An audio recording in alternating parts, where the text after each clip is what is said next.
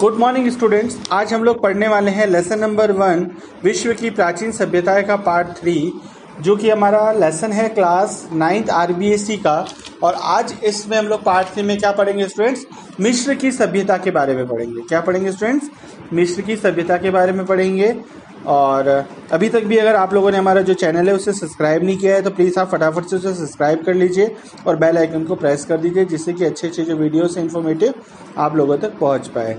तो मिस्र की सभ्यता का विकास नील नदी की घाटी में हुआ था स्टूडेंट्स।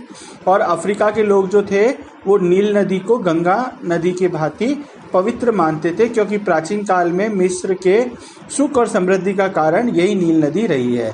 और मिस्र की सभ्यता बहुत प्राचीन थी, किंतु इसके संतोषजनक प्रमाण प्राप्त हमें नहीं हो पाए।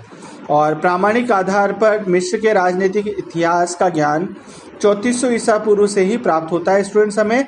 और मिनीज नामक शासक ने 3400 ईसा पूर्व ही मिस्र का राजनीतिक ढांचा खड़ा किया था। और इथियोपी, नूबी और नीलियम जाति के लोगों ने इस सभ्यता का निर्माण किया। किसने किया स्टूडेंट्स? इथियोपी, नूबी एवं नीलियम जाति के लोगों ने इस सभ्यता का निर्माण किया था। और मिस्र की सभ्यता के इतिहास में पिरामिड युग, सामंतशाही युग एवं साम्राज्यवादी युग विशेष उल्लेखनीय है। इनमें से पिरामिड युग सर्वाधिक गौरवपूर्ण रहा था। कैसा रहा था स्टूडेंट्स? सर्वाधिक गौरवपूर्ण रहा। कौन? पिरामिड युग। अब स्टूडेंट्स हम लोग बात करें किसके बारे में? मिस्र की सभ्यता की मुख्य विशेषताओं के बारे में। तो सबसे पहली विशेषता आती है स्टूडेंट्स यहाँ पे हमारी, मिस्र का सामाजिक जीवन।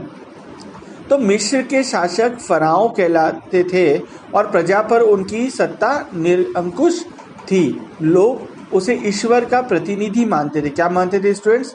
ईश्वर का प्रतिनिधि मानते थे। और उच्च वर्ग में सामंत व पुरोहित, मध्य वर्ग में व्यापारी, व्यवसायी तथा निम्न वर्ग में कृषक तथा दास थे। स्त्री व पुरुषों में लगभग उच्च वर्ग के लोग आभूषण पहनते थे।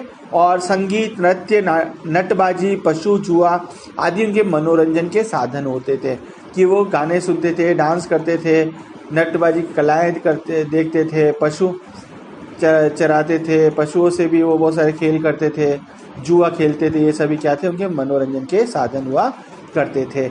हाथीदांत जड़ित मेज और कुर्सियां तथा बहुमूल्य पर्दे व कालीन सामंतों के भवनों की शोभा बढ़ाते थे। आर्थिक जीवन कृषि व पशुपालन, जिसमें मिस्र के लोगों का मुख्य व्यवसाय कृषि था, जो प्याज, बाजरा व कपास की खेती की जाती थी। मिस्र को प्राचीन विश्व का अन्न का भंडार कहा जाता था, क्योंकि वहाँ वर्ष में 3 बार फसलें बोई जाती थी। बकरी, गधा, कुत्ता, गाय, ऊँट, सूअर आदि पालतू पशु हुआ करते थे।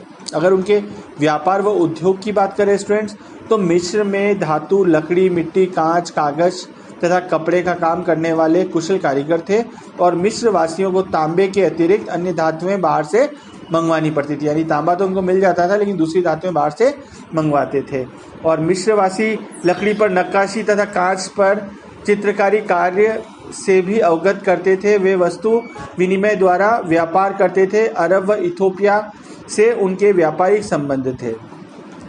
धार्मिक जीवन की अगर बात की जाए स्टूडेंट्स, तो मिस्र वासियों के प्रमुख देवता रा यानी सूर्य, ओसरिम यानी नील नदी, सीन यानी चंद्रमा थे। उनके देवता प्राकृतिक शक्तियों के प्रतीक थे। और सभ्यता के प्रारंभिक काल में मिस्रवासी बहुदेववादी थे, किंतु साम्राज्यवादी युग में अखनाटन नामक फराओ ने एकेश्वरवाद की विचारधारा को महत्व दिया तथा सूर्य की उपासना आरंभ कर दी थी। उसके बाद अगर उनके ज्ञान की बात की जाए स्टूडेंट्स, तो मिस्र के लोगों ने तारों व सूर्य के आधार पर अपना कैलेंडर बना लिया था तथा वर्ष के 360 दिन की गणना कर ली थी। मिस्र वासियों ने धूप घड़ी का आविष्कार कर लिया था। उन्होंने अपनी वर्णमाला विकसित करके पेपिरस वृक्ष से कागज का निर्माण भी कर लिया था। यानी कि सोचो कि वो कितना आगे बढ़ चुके थे। इससे पहले हम लोगों ने हमारी जो मेसोपोटामिया की सभ्यता थी उसके बारे में भी हम लोगों ने देखा था कि उन्होंने दिन को घंटों में और सेकंड में और किस तरह से विभाजित किया। और 360 डिग्री पर उन्होंने व्रत को भी विभाजित कर दिया था। यानी कि उस समय से ये तकनीक विकसित हो चुकी थी। अब हम बात करें स्टूडेंट्स इसके बारे में, पिरामिड के बारे में। तो मिस्र वासियों का विश्वास था कि मृत्यु के बाद शव में आत्मा निवास करती है। अतः वे शव पर एक विशेष तेल का लेप करते थे। इससे सैकड़ों वर्षों तक शव सड़ता नहीं था। और शवों की सुरक्षा के लिए समाधियां बनाई जाती थी, जिन्हें वे लोग पिरामिड कहते थे। पिरामिड में रखे शवों को मम्मी कहा जाता था स्टूडेंट्स।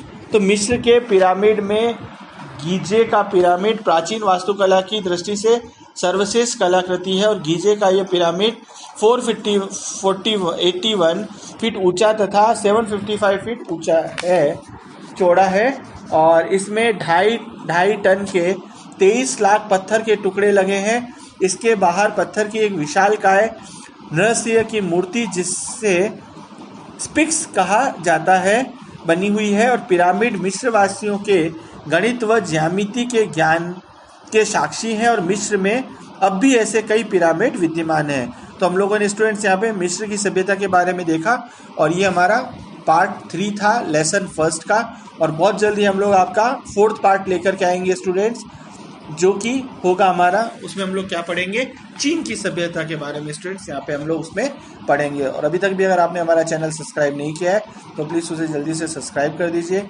और बेल आइकन को प्रेस कर दीजिए। अगर आपको वीडियो अच्छा लगा है, आपके लिए इन्फॉर्मेटिव है, आपको पढ़ने में आसानी हो रही है, तो आप उसे एक अच्छा सा